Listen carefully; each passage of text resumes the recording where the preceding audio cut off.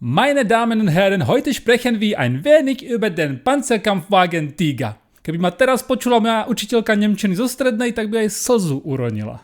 Tak o čom vlastne je Der Tiger.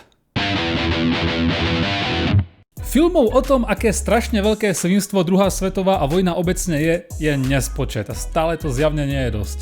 A síce toho nie je mnoho, za čo by sa svet v čase vojny dokázal potlapkať na ramene, tak je treba povedať, že druhá svetová vojna so sebou priniesla aj hneď niekoľko inžinierských míľnikov. No a jeden z takýchto inžinierských zázrakov bol aj tank Tiger. Častokrát označovaný za piedestál nemeckej mašinérie. Tento tank sme už mohli niekoľkokrát vidieť, napríklad vo filme Biely tiger z roku 2012, ktorý je ruský film, alebo aj v Aerovom Fury s Pittom z roku 2014. Bez toho, aby som vám to nejak extrémne spoiloval, tak pokiaľ ste si hovorili, či to teraz skutočne je pravdivé alebo nie, tá scéna vedľa rieky, tak vedzte, že tento tank bol postavený, aby niečo také skutočne dokázal.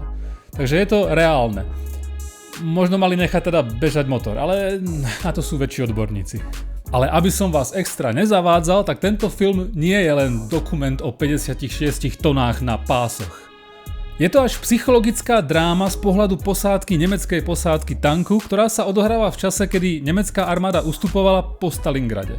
Film nie je až tak sebakritický, ako by sa dalo očakávať, pretože niektoré iné nemecké filmy z druhej svetovej vojny sú dosť sebakritické, tak tento nie je až tak moc. Rozhodne sa vám snaží predstaviť posádku tanku v tom najlepšom svetle a ukázať, že sú to vlastne iba ľudia, zase raz sú to iba ľudia, ktorí sa žiaľ ocitli na frontovej línii a žiaľ sú z Nemecka. Niektorí diváci možno nájdú aj tú hlboko skrytú empatiu pre týchto štyroch z tanku a Helmuta.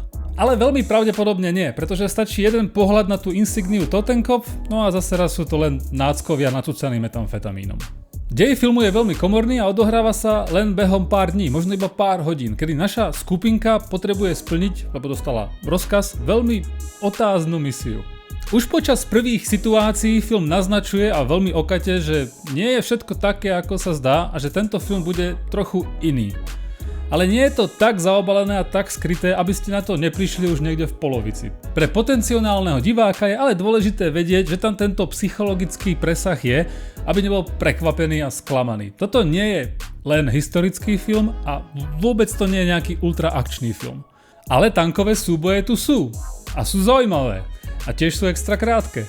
No a v finále, ako už som hovoril, posúva tento film niekam bližšie ku apokalypse, ale nemajte príliš veľké očakávania.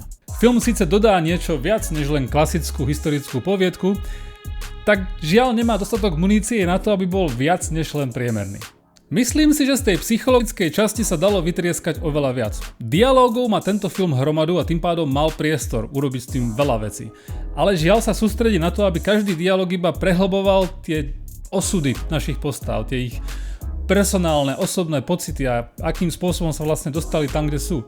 Problém ale je, že iba jedna postava z celej tejto skupinky vlastne má čo povedať v rámci filmu a tým pádom tie repliky tých ostatných nie sú moc zaslúžené a tým pádom sú aj celku priemerné. Predsa len na to, aby bol film niečo viac, potrebuje využívať postavy tak, aby posúvali dej ďalej. Dialógy v tomto filme sú žiaľ len výplň a nie je zlá, to nevravím, tak nie je dostatočná. Je ale treba povedať, že tento film sa drží nohami pevne na zemi a ani ten psychologický záver neostrelí dekel. Či je to dobré alebo nie, to už musí povedať ten konkrétny divák, ktorý sa na to bude pozerať.